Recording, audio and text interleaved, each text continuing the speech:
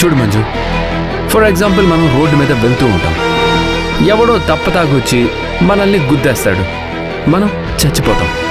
అంటే మనం కావాలని చావాలనుకున్నావా? ఇది అంతే. పడనివాడెవడో నా మీద కేసు పెడితే నా పేరు ఎఫ్ఐఆర్లో ఎక్కుతుంది.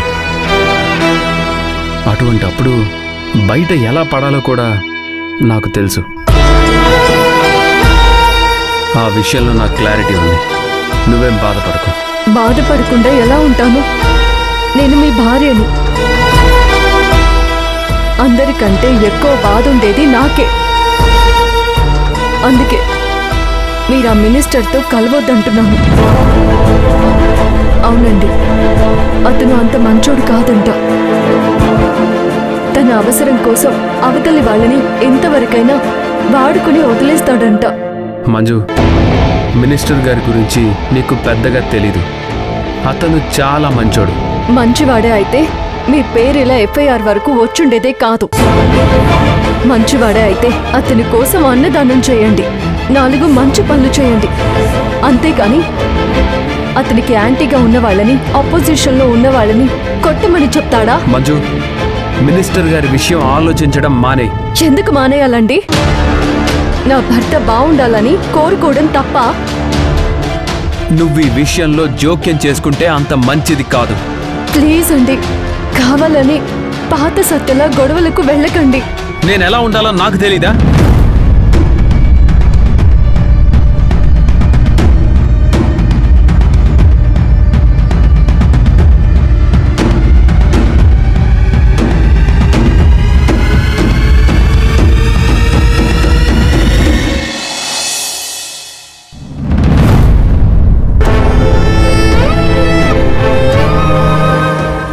అనవసరంగా ఆర్గ్యుమెంట్ జరిగింది.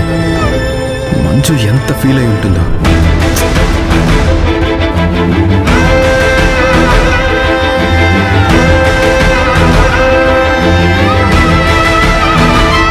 మంజు మంజు మంజు నేను డ్రాప్ చేస్తానని చెప్పాను కదా. నేను ఇక్కడ వెయిట్ చేసేదే నిన్ను డ్రాప్ చేయడం కోసం. అవసరం లేదు. ఎందుకు? ఓ, నైట్ ఆర్గ్యుమెంట్ అలా జరుగుండకూడదు. తప్పేం లేదు. మంచి చెడు మాట్లాడుకోవాల్సింది భార్యాభర్తలే. ఒక మంచి విషయం గురించి మాట్లాడేటప్పుడు ఎన్నో బ్యాడ్ ఇన్సిడెంట్స్ కూడా ఎగ్జాంపుల్స్గా చెప్పాల్సి వస్తుంది. అంటే నైట్ విషయాలు ఏవి నువ్వు మనసులో పెట్టుకోలేదన్నమాట. గొడవ జరిగినప్పుడు అనుకున్న మాటల్ని మనసులో పెట్టుకుంటే మనం భార్యాభర్తలం ఎలా అవుతామండి? అయితే పద, బైక్ మీద వెళ్దాం. ఇంకెప్పుడు మీరు మినిస్టర్ వ్యవహారంలో జోక్యం చేసుకోనని నాకు మాట ఇవ్వండి.